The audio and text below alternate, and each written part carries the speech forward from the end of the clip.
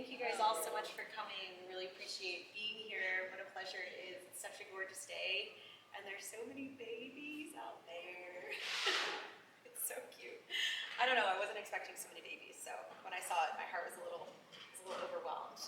My name is Katherine, and this is Maryanne, and we are Wild Pine Equine Wellness and Sanctuary, and we are a registered 501c3 nonprofit working directly with empowering survivors of trauma and domestic violence through animals and nature. I am a somatic guide and have been a veterinary technician for about 15 years, and it is just my absolute joy to work with these giant beasts every single day. And I always say I have the easiest job in the world because the horses do all the work, but yeah, so. And I'm Maryanne Fisco. I am a licensed professional counselor. I'm a little awkward and weird. I don't have a normal office space. My office space is a pasture or a forest. And so what that kind of means is I'm always out with the horses working with clients, or we're out in nature, and that is the basis of what we do here at Wild Pine Equine. Yep, yeah. So this is going to be a really casual conversation about connection, you know, a connection that happens beyond words, where science meets spirit, and it all happens in the presence of a horse. So we're going to dig into some science and some spiritual stuff here. Go with us, because it all combines with each other. You know, some people aren't into the intuition and the yoga and all of the things that are modalities that we offer, but there's also a ton of science-based research behind what we do, and so we're going to talk about a little bit of both of those. So I love, what my meat and potatoes are in the fields when I'm working with people and horses is emotional intelligence.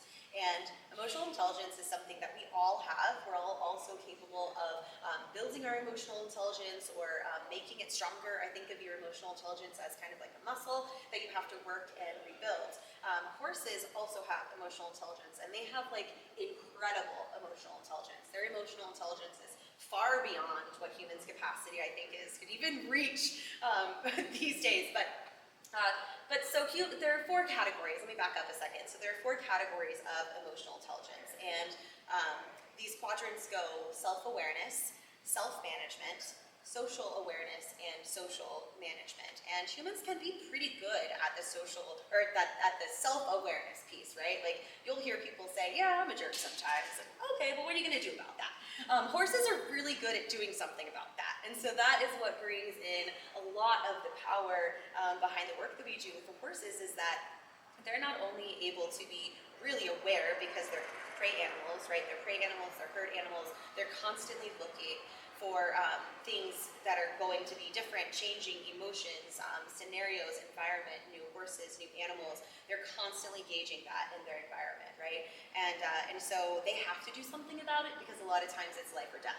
And so when we come into these scenarios and use some of their other really cool tools that horses have that we'll talk about in a second, when we put these together, it really creates this powerful ability to empower people to manage themselves better in a more honest and authentic way. Yeah. Well, and because they are prey animals, they're able to detect subtle shifts. So like the image that comes to my mind is whenever a fly like lands on their bottom or wherever, they're able to detect that. And so when we bring in clients, or when humans come in, they're not only feeling you energetically, but they can witness your own body language. They can tell if you're afraid. They can tell if you are energetically not present with them, and they follow emotions as well. And what this is called is mirror neurons. Their ability to reflect those emotions almost instantaneously back to us. And so if you're coming in irritated, they're only going to mirror you. Like, they're only going to be irritated too. And so that's how we're able to kind of like bring some of the EQ of horses in conjoinment with the experience of like humans, for example. Yeah, horses do an incredible job of offering real-time biofeedback, right? And feedback without judgment is a really key piece of this work too, because we get feedback all the time, right? You're being a jerk, stop doing that, do more of this, less of that, right? We get feedback all the time, but it's not always super kind, and a lot of times it lacks the non-judgment piece of it. And so being able to provide feedback, needed feedback, feedback, right? Like you don't know how anxious you are when you walk into that round pen. Being able to have that information given to you in this way that is clearly transparent and is really, really non-judgmental is a safe place that a lot of people haven't experienced before. So it's really powerful. Yes. Yeah. And so speaking of that power of kind of like walking into the space of horses, we all have these electromagnetic fields, right? And I know that sounds kind of weird, but feel me. If you, like it's speaking in terms of social awareness, okay? So social awareness is your ability to pick up on others' emotions or others' energies around you. And so say, you go into a gas station and you can just feel like fire on your neck because of how hard someone is beaming at you behind. That's social awareness. That's energy. You are picking up on the energy field and how that other person is directing it out towards you. And so horses, in their electromagnetic field is actually 5 times bigger than people's. So when we walk into a little gas station and we're able to feel people within maybe 5 or 10 feet of us, we walk into their field, they can feel us from like acres and acres away. It's really magical. Yeah, it's pretty cool stuff. And you can experience it, right? Yeah, yeah. Cool. Well, and it's funny too because it's like you have that like electromagnetic field, and then you call them, and then they're just already on their way. Like it's an incredible experience.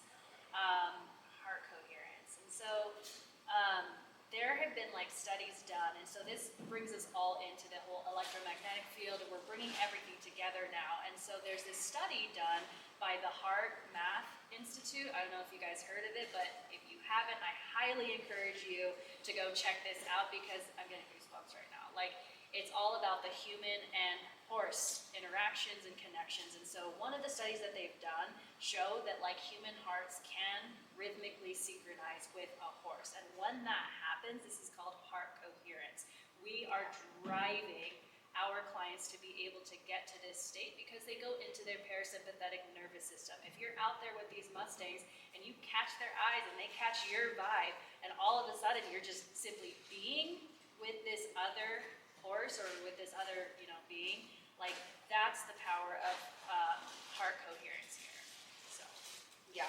One of the biggest things that we're working with, specifically with survivors of trauma and domestic violence, we need a lot of assistance in being able to calm our nervous system, being able to actually go back into our parasympathetic in a way that is in our control is a really important piece of our healing journey, and horses offer that ability, right? Just being with horses, you don't have to ride them, you don't have to walk on a lead with them, you can literally sit on bleachers outside of the field and be able to connect and create this heart coherence between your heart and the horse's heart because of the size of that electromagnetic field and because of the sensitivity of the horses in general. They're immediately paying attention to you, right? You are the new creature coming into their space, so they are paying attention to you. They notice you before you notice them, always, right? And so when you experience this, you're really creating this soothing of the nervous system and this regulation of the mind and the body. There's this deep connection there that happens. It's cool. You don't have to ride, to experience this. You don't have to plunge them or work directly with them. You can heal from afar with horses, and that's really good thing. We can use them in lots of different ways. So speaking of herd behaviors and herd learning, that ability to just observe a herd. When we're in these spaces, we are not just standing in a field, right? Like we're not just standing next to a horse. We are standing in this like energetic field of healing. It's truly what we do every single time we step in. Horses operate mainly on nonverbal communications, right? Like you might hear a whinny every now and then, but they're not chatting it up in a field. They're totally based on nonverbal communication, moving feet, sending naughty horses out of the group for a little bit. These are all things that horses do non-verbally, right? And another big piece is shared leadership. When we're going into these herd mentalities, we learn a lot of shared leadership. There's been a lot of herds that I've observed that the leaders change, right? Or, the leader in the moment changes, right? There's a matriarch, but the leader in the moment changes, it shifts. And being able to witness that and understand that everybody has their place is really an empowering space in the work that we do at Wild Pine Equine, you know, we help the humans that come into our sort of like sanctuary of horses relearn how to mirror these respectful behaviors that the herds embody. You know, like we've said before, it isn't judgmental. It is just sort of like a present thing that happens instantaneously. So when a horse is like not necessarily cast out, but maybe in time out, you know, that's a boundary. You know, like, and so in some of the things that we do with the victims of abuse and, you know, past trauma clients, we help them through like creating healthier relationships, leading without domination, communication without speaking, and being able to regulate group energy. Whether you are able to kind of harness that in and hold space for everyone, or in your case, being able to kind of like hold space within yourself. Yeah, I mean, horses value congruence, right? Like, what's on the inside should match what's on the outside, and if it doesn't, we've got a problem. And like, a question I'll ask is, how often do we live incongruently in our lives? How often do our outsides not necessarily match up with what's going on inside? There's a lot of put on a smile, grin and bear it kind of stuff, if you will, right? This is why I call myself the awkward therapist. Yeah, because you don't necessarily grin and bear it. I don't. You're just like, this is awkward and we're be gonna in be that here. energy. Yeah, I can't. Yeah. Horses ask us to come back to that truth, Yeah. that authenticity. And that authenticity is a great segue into this spiritual side of what we do with horses in Wild Pine Equine. And so, like, horses, just in general, they live so presently, you know. They're in the here and the now. You know, even when they're trying to act like they're ignoring you, they're literally there with you. They are present, they are observing you, they're trying to figure out if they can trust you or not. And don't we do that as humans anyway? And so being with them keeps us aware and present. You can't not be present when you're around a $1,500 $100 100-pound like couch that's Yeah. on, you know, legs, right? You know, you can't avoid that. And so, and when you do, like, bad things could happen at your cost of not being aware. And so they are also able to kind of like pull us out of like these trauma loops that we can find ourselves in our own heads. Like if you find yourself disassociated, for example, the horse will be able to bring you back in and bring in that self-management piece that they're able to do so well, and help as well with like future anxieties or even like past ruminations. And so one of the things that I do in my practice for therapy is the EMDR therapy. And so like we would do different exercises to help along with the horse to be able to kind of help regulate some of that.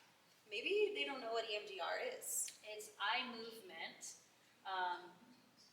eye movement desensitization reprocessing. And so it is the science of like being able to create a stimulation that goes between your left and your right hemisphere, going back and forth. And what that does is it ultimately brings out the emotional side of triggering events. For example, big triggering events or even small long-term events, to be able for clients to be able to reprocess it in a way where they're not emotionally like in the actual event itself. And so when we're able to do that with the assistance of horses, it's like an amazing, you know, combination of healing, because then you have that being with you, holding space while you're reprocessing a triggering event that isn't as emotionally engaged. Yeah, it's that extra layer of soothing, right? Like going back to that, the heart coherence and the ability to sync up when you're going through, when you're processing things that are painful for you. The combination of that bilateral brain stimulation and the presence of the horse, it adds this extra layer of just soothing. It's like the best word I can put it in. There's definitely a better word, but I can't think of it right now.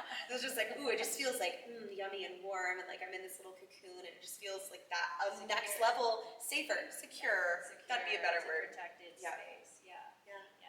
Yep. So, yeah, the presence that horses demand is one that also demands this embodied awareness within us.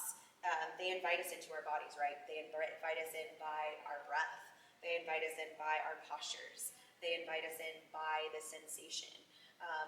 Think about what happens to your breath, to your posture, and to the sensations that are happening to your body when you are either walking with a horse, standing with a horse, or riding a horse, right? Like, we have to manage our breath.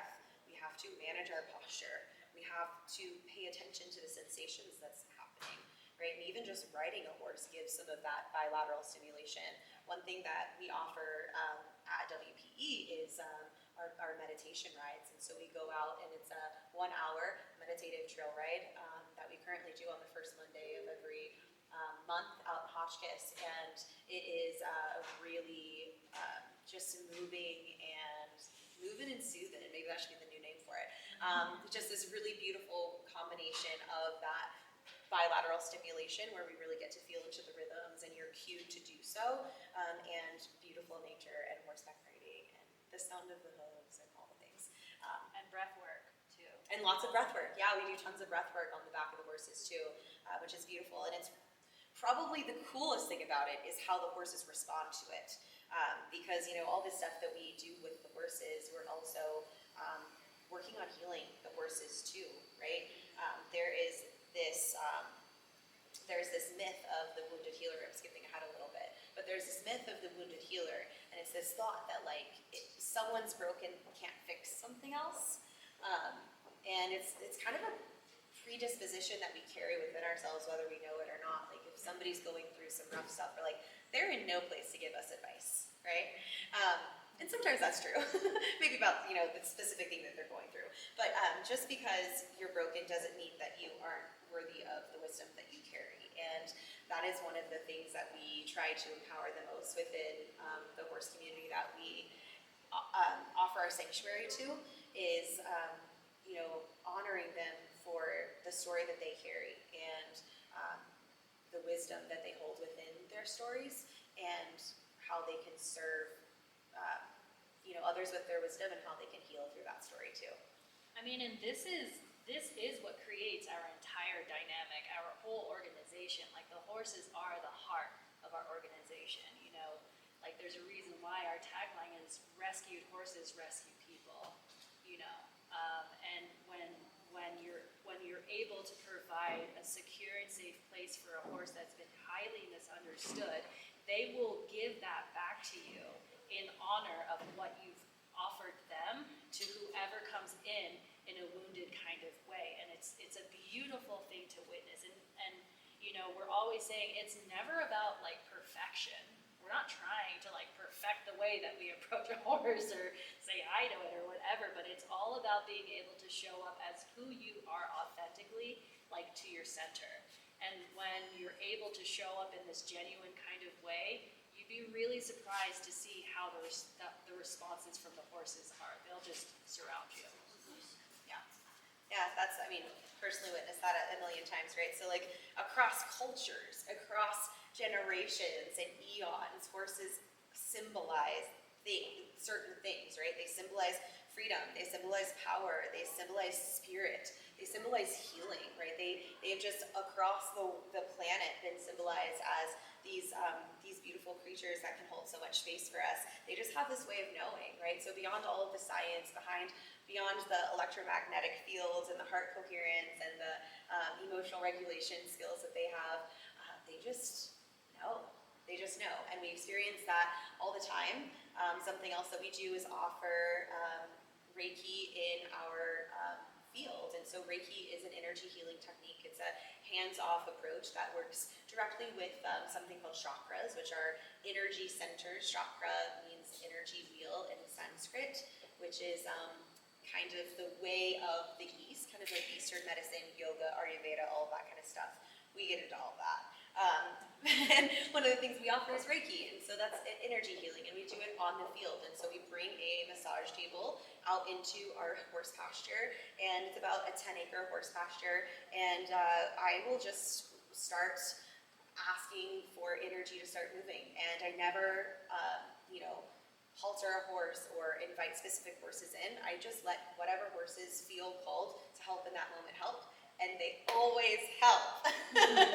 That's the really cool thing about it, is they always help. And so what's really magical is they will guide. So I'm working up and down the spine is where these energy centers live, and they will go to specific energy centers and they will just rest their noses in the space. It is the most incredible thing. If you haven't experienced it, come experience it. Go find it somewhere. People are doing it all over. It's incredible. Can't say enough about it. Yeah. So, in closing, I want to be able to leave you guys with this quote to kind of just ponder. And so, in the quiet presence of a horse, we remember who we are before the world told us who to be. I love that. Yeah, and anyone that's looking to start their healing process with a horse, maybe their own, maybe a friend's, maybe a neighbor's horse that you don't even know the name of. A question that we often start with in this process is, what would it feel like to live with the presence of a horse? What would it be to live with the emotional honesty of a horse? And what would it be to live with the intuition of a horse? The presence, the emotional honesty, and the intuition, those three things. If we start asking ourselves those couple of things, that's where your journey starts, right there, just understanding that. We can open up for questions, or I don't know.